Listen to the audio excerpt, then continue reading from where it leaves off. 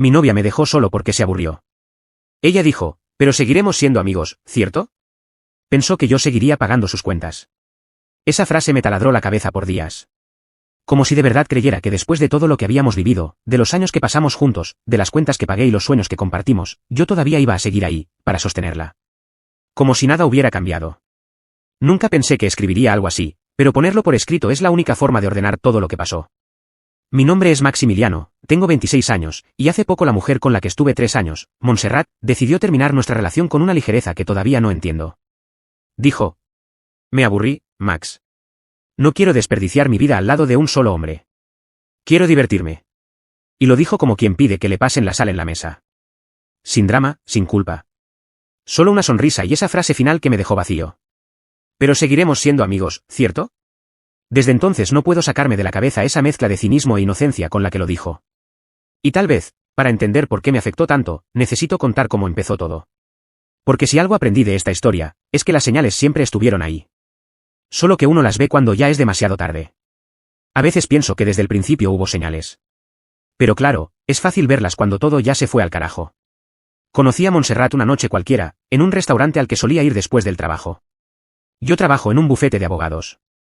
No soy socio ni nada importante, pero tengo un puesto estable y un futuro claro.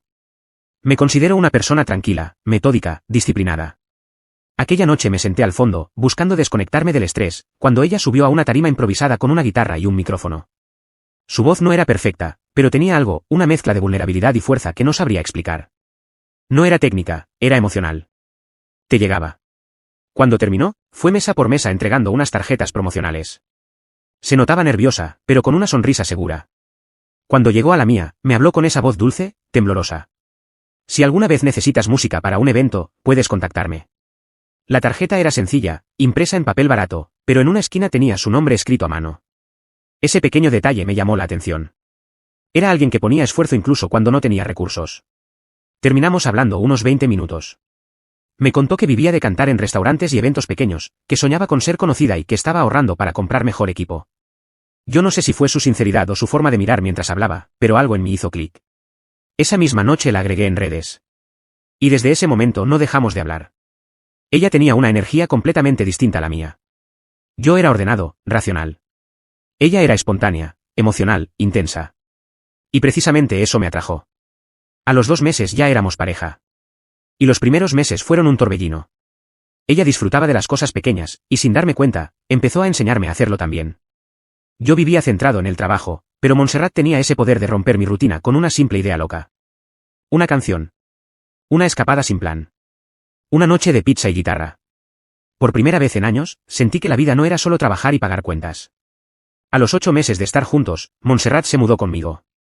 Fue una decisión rápida, sí, pero en ese momento todo tenía sentido. Ella tenía problemas para mantenerse porque los restaurantes pagaban poco y los eventos no eran constantes. Cambiaba de cuarto en renta cada pocos meses, y siempre la veía preocupada por el dinero. Yo podía pagar mi departamento sin complicaciones, así que pensé que sería un alivio para ambos. Y lo fue, al menos al principio. Los primeros días fueron casi perfectos. Cocinábamos juntos, ella llenaba la casa de música, de ideas, de risas. Por primera vez sentí que ese espacio frío donde solo dormía empezó a sentirse como un hogar. Al principio, Montserrat se sentía incómoda porque no podía aportar lo mismo económicamente.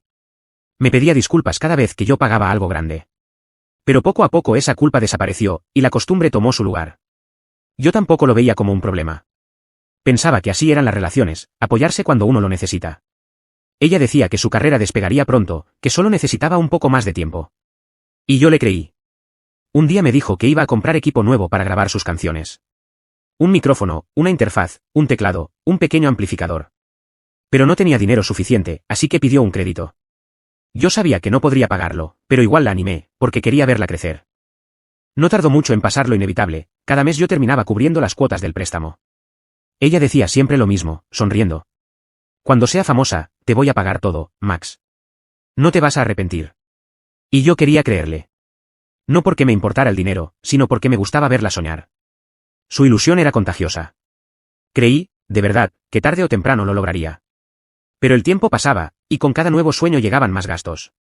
Como cuando decidió comprarse un auto para ir a los eventos. No era nuevo, pero sí caro para ella. Y, otra vez, terminé pagando gran parte de las mensualidades.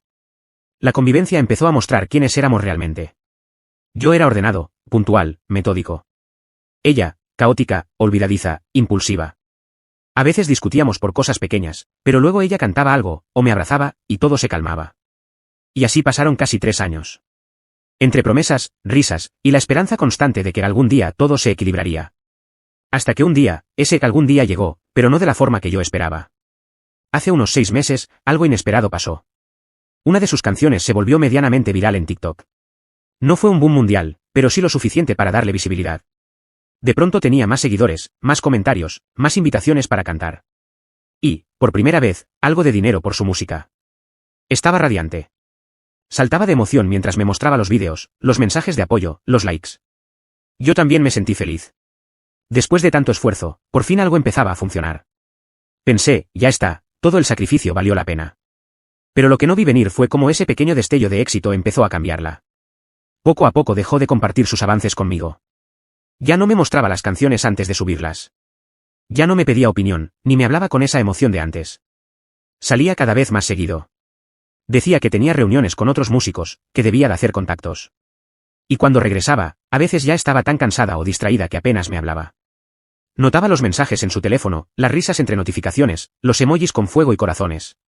Nunca la acusé de nada, pero dentro de mí empezaba a crecer esa sensación incómoda. La de estar quedando fuera de su vida. Mientras ella se sentía cada vez más libre, yo trabajaba el doble. Pasaba más horas en el bufete, intentando no pensar. Hasta que una noche, al volver del trabajo, la encontré sentada en el sillón, con una expresión seria. No lloraba. No parecía enojada. Solo, vacía. Apenas crucé la puerta, me soltó las palabras que lo cambiarían todo. Max, tenemos que hablar.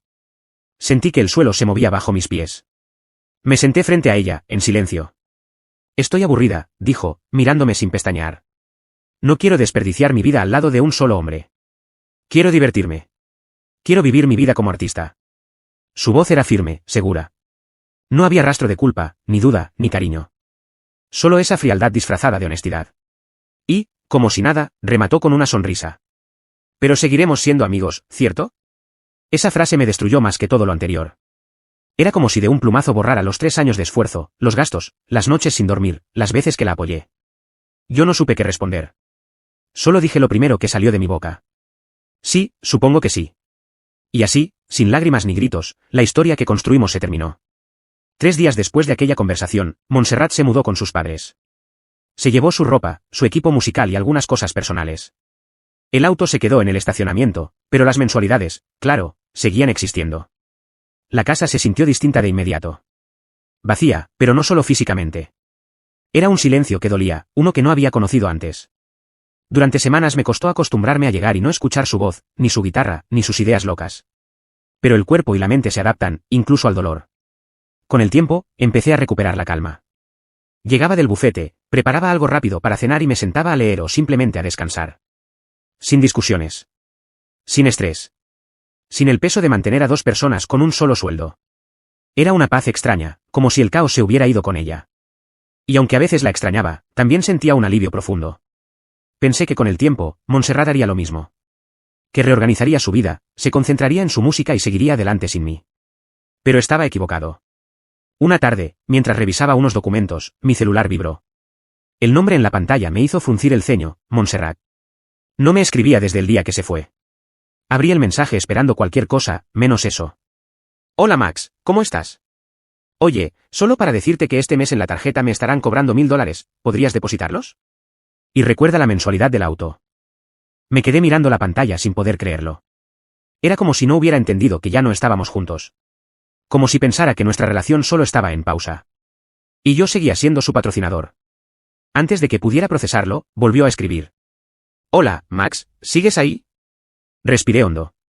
Tenía tanto que decir, pero no sabía por dónde empezar. Finalmente escribí. No entiendo por qué me hablas. No voy a pagar nada. No somos nada. Pasaron apenas unos segundos y su respuesta llegó de inmediato. Pero Maxi, tú dijiste que seguiríamos siendo amigos. Y los amigos se apoyan, ¿no? Tú estabas apoyando mi carrera, pensé que seguirías haciéndolo. Me quedé helado. No era una broma, lo decía en serio. Como si la amistad significara seguir pagando tus deudas.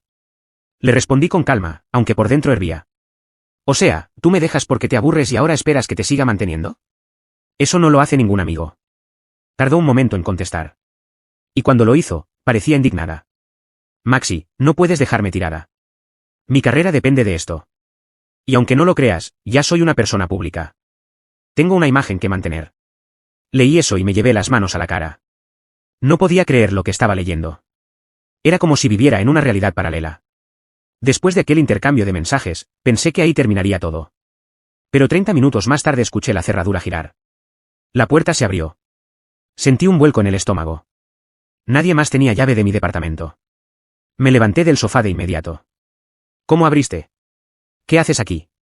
Pregunté, todavía sin entender. Montserrat entró con total naturalidad, como si nada hubiera pasado. Llevaba su bolso colgado al hombro y una sonrisa tan despreocupada que parecía ensayada. «Ay, Maxi, hace tiempo hice una copia de la llave», dijo riéndose. «Espero que no te moleste. Al final, seguiremos siendo amigos, ¿no?» Me quedé mudo. Ella avanzó un paso más y añadió, con ese tono de dulzura manipuladora que conocía demasiado bien. «Vine a hablar sobre las deudas. No puedes dejarme desamparada así. Hazlo por los dos, hazlo por esos años de felicidad que te di». Intenté mantener la calma, pero por dentro hervía. «Montserrat, tú decidiste irte. Dijiste que querías divertirte.